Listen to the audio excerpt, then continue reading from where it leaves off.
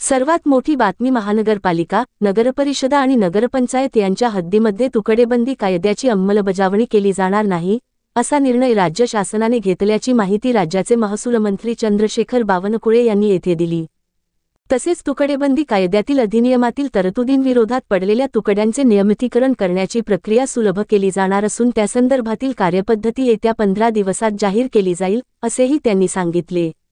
राज्यस्तरीय सेवा पंधरवडा अभियानावेळी बोलताना बावनकुळे यांनी ही माहिती दिली। तुकडेबंदी कायद्याच्या अंमलबजावणीसाठी आदर्श कार्यपद्धती येत्या 15 दिवसात निश्चित केली जाईल। या निर्णयाचा फायदा राज्यातील सुमारे 50 लाख नागरिकांना होणार आहे। यामुळे थांबलेले व्यवहार पूर्ण होतील, दस्तांची नोंदणी होईल, असे बावनकुळे यांनी सांगितले।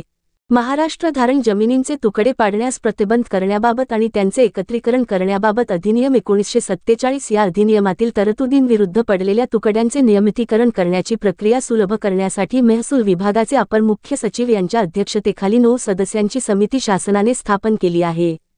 या समितीच्या अहवालानंतरच शासनाकडून तुकडेबंदीच्या निर्णयाची अंमलबजावणी होणार आहे। दरम्यान महानगरपालिका, नगरपरिषदा आणि नगरपंचायत यांच्या हद्दीमध्ये तुकडेबंदी कायदा लागू असणार नाही। तसेच प्राधिकरण आणि प्रादेशिक आराखडा (आरपी) लागू असेल अशा हद्दीत निवासी, वाणिज्यिक, औद्योगिक किंवा इतर कोणत्याही अकृषिक वापरासाठी असलेल्या क्षेत्रात आणि गावांच्या हद्दीपासून 200 मीटरच्या आतील क्षेत्रात तुकडेबंदी कायदा लागू होणार नाही।